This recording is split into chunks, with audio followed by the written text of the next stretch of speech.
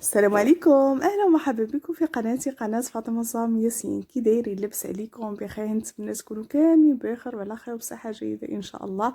غنشارك معكم اليوم طاكوس منزلي رائع، كيجي لذيذ واحد التتبيله بسيطه، كيجي من اروع ما يكون. نتمنى يعجبكم الاقتراح ديالي اليوم. بقاو مع طريقه التحضير سهله وبسيطه جدا. عندي هنا 4 كيسان ديال الدقيق الابيض عامرين مزيان. غربلتهم. من بعد ما غربلتهم خديت شويه د الملحه، خديت معلقه ديال السكر، وخديت كيس ديال خميره الحلويات. ضفت ليهم خميره الحلويات، وضفت ليهم نصف كاس ديال زيت المائده. وهنا دائما ربعة الكيسان انا ياخذوا لي كاس ونص ديال الحليب. وانتم كيبقى لكم الاختيار، ممكن ديروا حليب بودر 2 معالق ديال الحليب بودر وتعجنوا بالماء، او ديروا كاس ديال الياغورت طبيعي وتعجنوا بالماء عاوتاني. هنا كاين كتحب الباكيه فيها باقي فيها بزاف، لقيت فيها غير كاس وربع، اني زدت ربع ديال الحليب. ومن بعد زدت واحد القطرات ديال الماء، حيت كيبقى ديما السوائل على حسب النوعيه ديال الدقيق. كاين دقيق كيتشرب السوائل بزاف، وكاين اللي مكيتشربش السوائل، خصنا نزيدو شويه وشويه.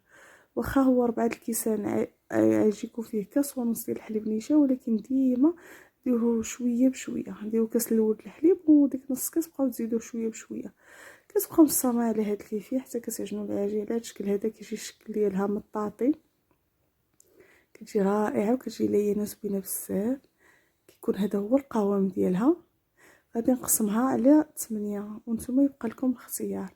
هاد 8 غادي يجيو صغار شويه، بغيتوهم كبار ديروا 6 ولا ديروا 5. انا ديت هنا 8، قسمتها على 8.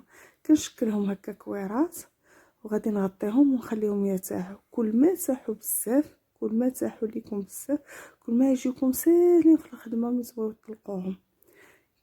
ضروري خصنا نغطيوهم، تغطيوهم بواحد بلاستيك وتخليوهم يرتاحوا على جنب حتى ساعه ونص، ساعتين، شحال ما خليتو حتى ما فيهمش الخميره ما يخمروش. خديت هنا العدد، هنا خديت 700 غرام ديال العدد. من بعد ما غسلته قطعته شرائح طويله، ومن بعد قطعته مربعات على هذا الشكل هذا. ممكن تخليوه شرائح حتى طيبوها تقطعوا مربعات، انا كنفضل من دابا نقطعوا مربعات باش كتدخل فيه التتبيله مزيانه.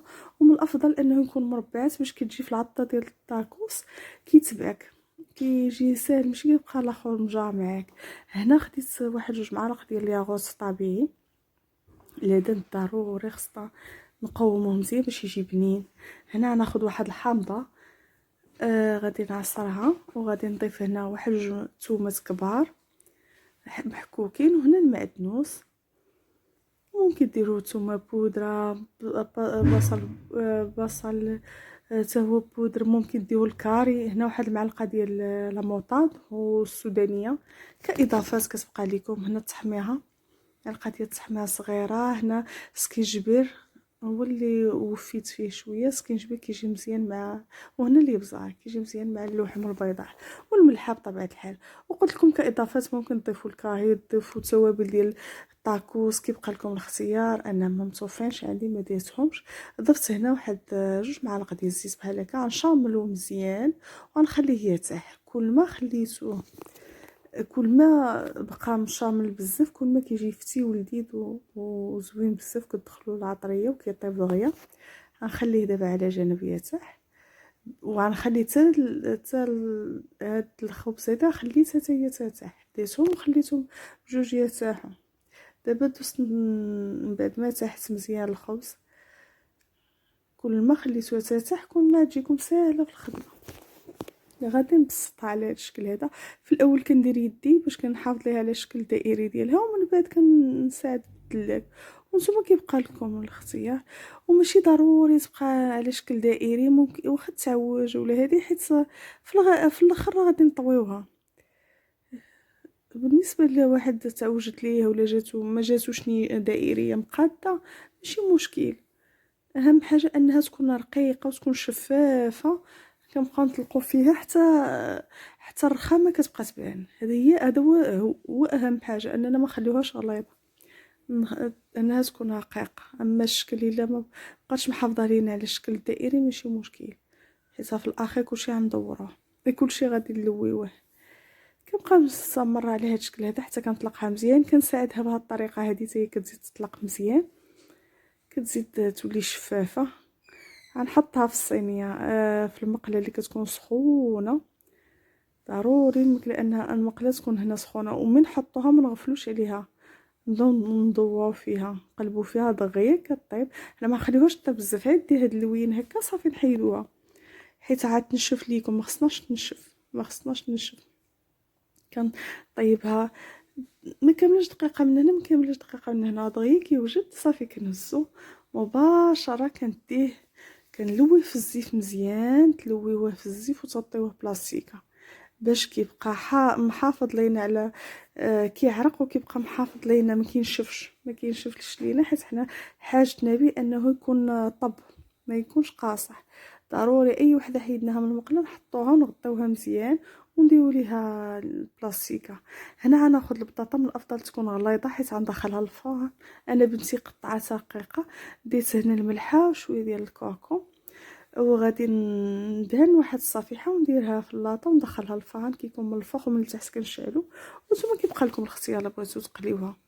هنا من بعد ما تشرب مزيان الشام ولا هاد ليدان هذا غادي نقليه.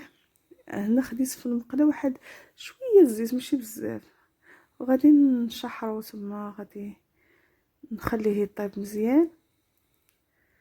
وغادي ندوز نصاوب معكم واحد الكريمه ديال الفرماج كتجي خطيره، كتجي رائعه.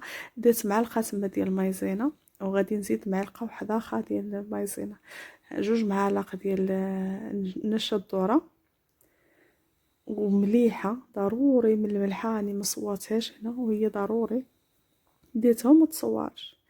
ديت الملحه، ديت الحليب هنا نصف لتر ديال الحليب. كنحاول في الاول حتى كندوب ديك النشا مزيان، عاد نضيف نص ليطر كامل وكنحطو فوق البوطه. ممكن تضيفوا هنا حتى الفرماج، انا كنفضل نضيفو فوق البوطه حتى كتبدا تعقد، عاد كنضيف له الفرماج هنا كندير 100 غرام ديال الادام. ما كانش ادام، انا دابا عندي 50 غرام ديال الفرماج الاحمر ادام، و50 غرام ديال الموتزاريلا. هنا لاحظتوا تعقدات شويه، عقدات الكريمه، عاد ضفت ليها الفرماج وصافي. كنطفي، ما كنخليش حتى كيذوب مزيان مع الحراره، هو كيذوب وغيكمل طيب في وسط الطاكوس. هنا ممكن تضيفوا لي بزار، كيبقى لكم الاختيار.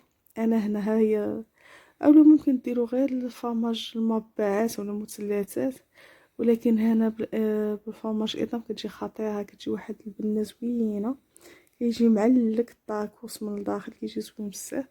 هاهي الكريمه ديالنا وجدات على هاد الطريقه هذه. ضروري من الملحه، انا ما ديتلاش لي بزر هنا حيت بغيت نحتاجها في حوايج خاين، وممكن تبقى 3 ايام في الثلاجه. خديت هنا كورنيشو وحده كبيره، حكيتها في الحكاكه الرقيقه، وهذاك الياغوت اللي كان بقى لي حتى هو ضفته. وهنا خديت واحد المعلقه ديال صوص الجيريان. هنا هذه هي لاصوص اللي غادي نديرها في الواقع، هي الاولى في الخبز، هي الاولى. عاد نحط فوق منها اللحم وفوق منها الفريت. هادي غنضيف ليها واحد ربعة ديال هاد الكريمه ديال الفرماج.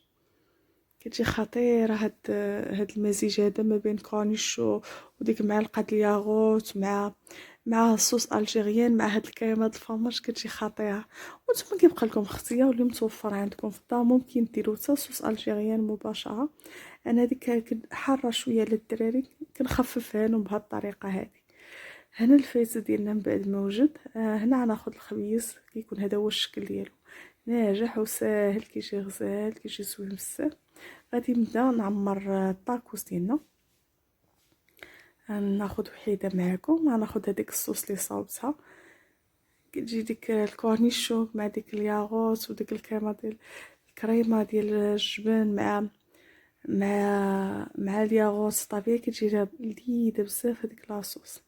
هنا خديت ليدانت وغادي نضيف الفايت. هنا قلت لكم ممكن هنا تقليوها، ممكن ديروا الخضر، ممكن ديروا الخس، ممكن ديروا مطيشه، بصله، اللي بغيتو اللي تشهيتو. ممكن ديروه بلا لحوم غير بالخضر، كيجي رائع. هنا غنضيف 2 معالق ديال الكريمه ديال الجبن، كتجي رائعه وكيجي معلق. حيت اليدين ناشف، البطاطا ناشفه، خص ضروري نديرو شي حاجه اللي تعلقهم من الداخل. غادي نطويه كيبقى لكم الخصيات تشكلو كيف ما بغيتو. غادي نطويه وغادي انا ما عنديوش هاد المره في البريصه، غادي نديرو في مقله ولا في شوايه ولا هادي فيما درتو، ولا ممكن تدخلو حتى الفرن. كيبقى لكم الخصيه، وغادي نبقى مصممه على هاد الكيفيه هادي حتى نكمل الطاكوس اللي عندي كامل. كيجي رائع الخبز ديال ملي كتصاوبيه بيدك، ماشي بحال اللي كتشيه.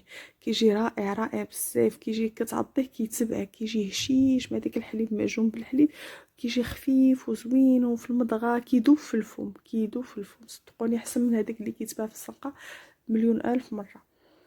هناك هي طريقه واحده اخرى باش كنطويه، كنحاول نحشي. الاخر طويتو بحال اللي كنطوي بفطاء عادي، هذه كتحاولي تخشي وعاد كنطويوه. نتمنى تكون واضحه. كنكملها كيكون هذا هو الشكل النهائي ديال الطاكوس ديالنا. كيجيو على هذا الشكل هذا. هنا حطيتهم في هذه المقلاة هذه، غادي نحمرهم. كنحاول نخليهم يتحمروا مزيان ومن الجناب.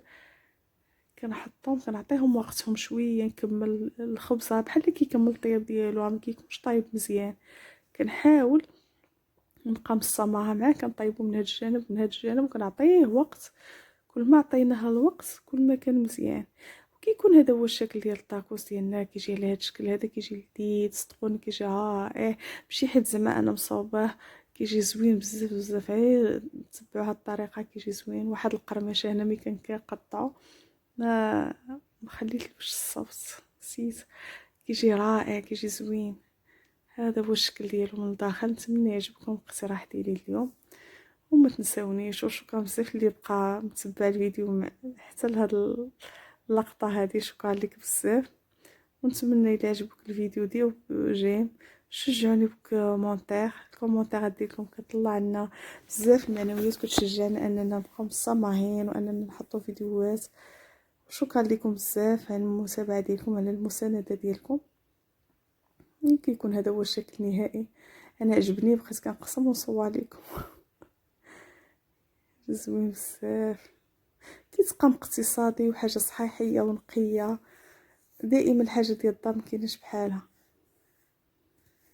غير لوحوا العدس ونوضوا صابوا لوليداتكم.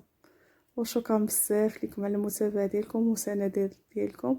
والسلام عليكم ورحمه الله تعالى وبركاته.